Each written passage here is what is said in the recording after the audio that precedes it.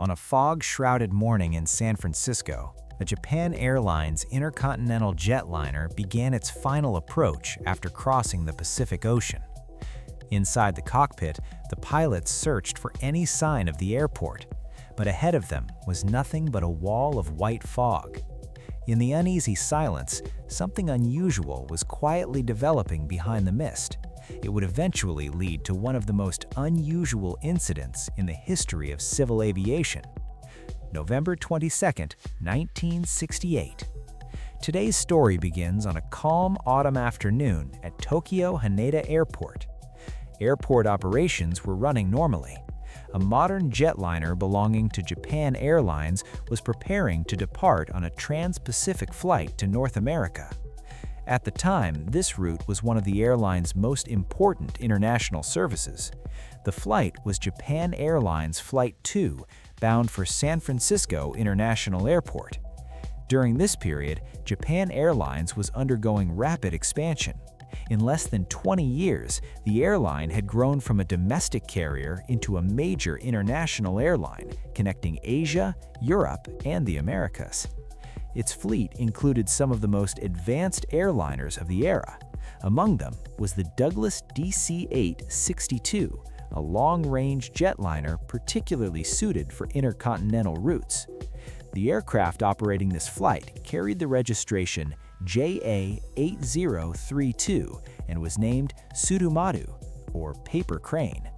It was an extended-range version of the DC-8, delivered to Japan Airlines only a few months earlier, in July 1968. At the time of the incident, the aircraft had accumulated approximately 1,700 flight hours. The aircraft was powered by 4 Pratt & Whitney JT3D-3B engines, each producing over 18,000 pounds of thrust. The DC-8-62 could carry up to 179 passengers and had a maximum range exceeding 10,000 kilometers, making it a key aircraft for Japan Airlines' long-haul intercontinental network. Inside the cockpit was a crew of 4 highly experienced aviation professionals. The captain, Kohei So, was 46 years old and had accumulated more than 10,000 hours of flight experience. He was regarded as one of Japan Airlines' most respected captains. The first officer, Joseph Hine, a 34-year-old American pilot, had extensive experience in instrument flight operations. He had been hired by Japan Airlines to strengthen the airline's international operations. The flight engineer, Richard Fanning, also from the United States, was responsible for monitoring the aircraft's electrical and hydraulic systems. The navigator, 27-year-old Ichido Suzuki, was tasked with position calculations, navigation planning, and long-range route tracking during the Trans-Pacific crossing. On board were 96 passengers and 11 crew members. Most of the passengers were Japanese and American travelers returning home or traveling for business. Boarding was completed smoothly. At 5 p.m. local time, the aircraft began taxiing toward the assigned runway. A few minutes later, the engines surged with increasing thrust. The aircraft accelerated down the runway and lifted into the sky. Climbing eastward, it left the coastline of Japan behind, beginning its long journey across the Pacific Ocean. For the first several hours of the flight, everything proceeded normally. The aircraft climbed to its cruising altitude, stabilizing at over 11,000 meters above sea level. The captain and flight crew continuously monitored the cabin pressurization system, checked fuel consumption, and transmitted position reports via radio. Japan Airlines Flight 2 continued across the Pacific Ocean, flying for nearly 8 hours. Shortly before dawn, the aircraft approached the west coast of North America. At this point, the crew established contact with Oakland Air Traffic Control. They were informed that the San Francisco Bay Area was covered in dense fog, with visibility reduced to less than 1 mile.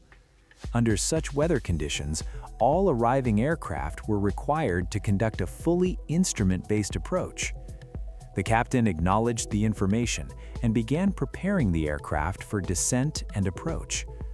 Flight 2 was assigned runway 28, which was equipped with an Instrument Landing System, ILS. This system uses electronic signals to guide an aircraft safely to the runway. While such procedures were routine, performing them without any visual reference placed significantly greater demands on pilot skill and concentration.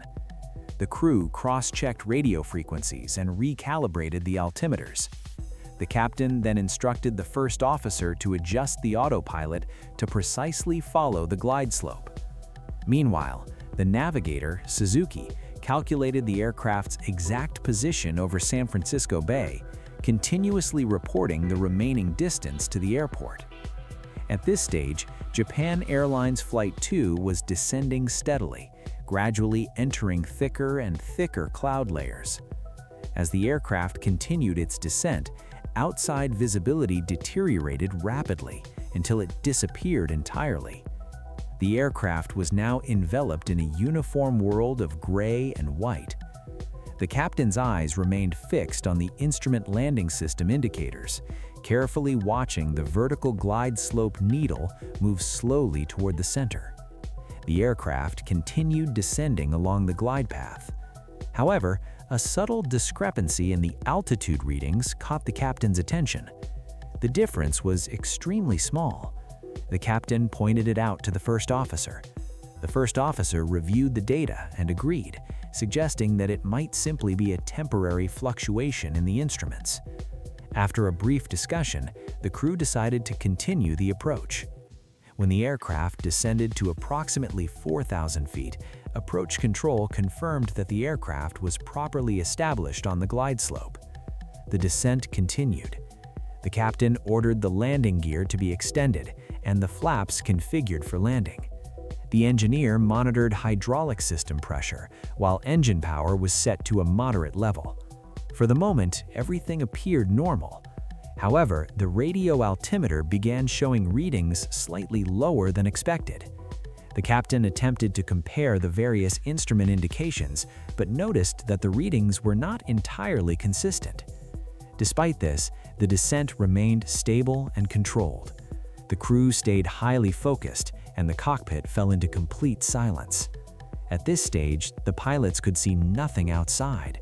There was no horizon, no airport lights, and no reflection from the water below. Even so, the captain decided to continue following the procedure. In just a few seconds, the aircraft was expected to break out beneath the fog layer. As the aircraft approached 200 feet, the first officer calmly called out the altitude. The captain strained to spot the approach lights, but outside the windshield, there was still nothing but an endless gray haze. The navigator confirmed that they were directly over the bay, now very close to the airport. At that moment, every second seemed to stretch endlessly. Suddenly, the first officer broke the silence. His voice tense, he reported that he still could not see the runway. The captain replied, telling him to hold the attitude and wait a few more seconds. But when the first officer looked forward again, he noticed something unusual. Beneath the aircraft appeared an irregular reflection. It was a bright surface rippling with the wind. The first officer immediately shouted, "That's water!" The captain instantly pushed the throttles forward and pulled back on the control column. The engines roared to life, attempting to lift the aircraft away. But by then, the water surface was already dangerously close. The main landing gear of Japan Airlines Flight 2 struck the surface of the water heavily. The massive impact sent a large spray of water into the air. The aircraft then skidded across the calm waters of San Francisco Bay, approximately 4 kilometers short of the runway threshold. When the motion finally stopped, the DC-8 came to rest partially submerged. Fortunately, the aircraft settled in a shallow area where the water depth was only about 2.5 meters. This shallow depth, combined with an unusually high tide, prevented the aircraft from sinking completely. The forward fuselage remained above the waterline, creating a critical opportunity for evacuation. Inside the cabin, the flight attendants responded quickly and calmly. Because the public address system was inoperative, the chief flight attendant raised her voice to reassure the passengers. She clearly informed everyone that the aircraft had already come to rest on the seabed and would not sink further. This brief yet firm message successfully prevented panic from spreading further. Within minutes, life rafts were deployed, and all 107 people on board evacuated the aircraft in an orderly manner. The investigation concluded that the direct cause of the accident was the improper use of the DC-8's autopilot system. The autopilot had been manufactured by Sperry, and at the time, its capabilities were relatively limited, requiring very precise engagement conditions. The system was capable of automatically following the instrument landing system glide slope, but only if the aircraft entered the capture zone at exactly the correct position. If the aircraft approached with even a slight positional deviation, the autopilot could not capture the true glide slope. Instead, it would simply maintain a constant descent rate without correcting the flight path. This is precisely what occurred on Japan Airlines Flight 2. The captain engaged the autopilot while the aircraft was slightly above the proper approach profile. The Sperry autopilot failed to capture the glide slope.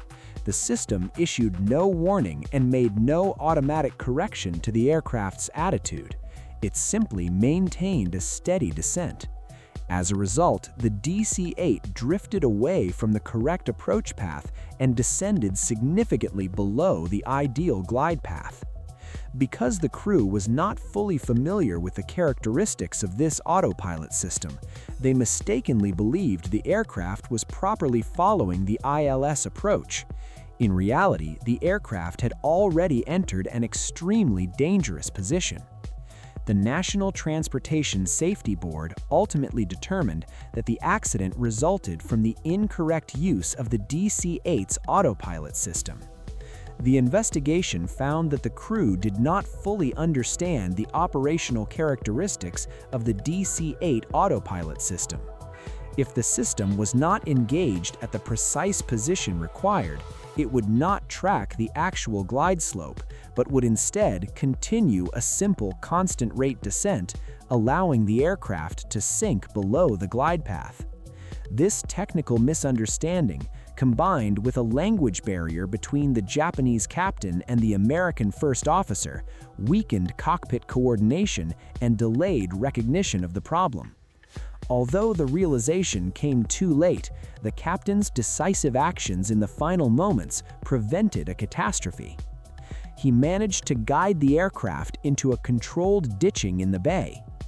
During the post-accident investigation, Captain Kohei Aso accepted full responsibility without reservation. He offered no excuses and spoke with remarkable honesty and humility. His statement later became known as the famous Aso defense, and it remains a lasting example in aviation history of professional integrity and accountability.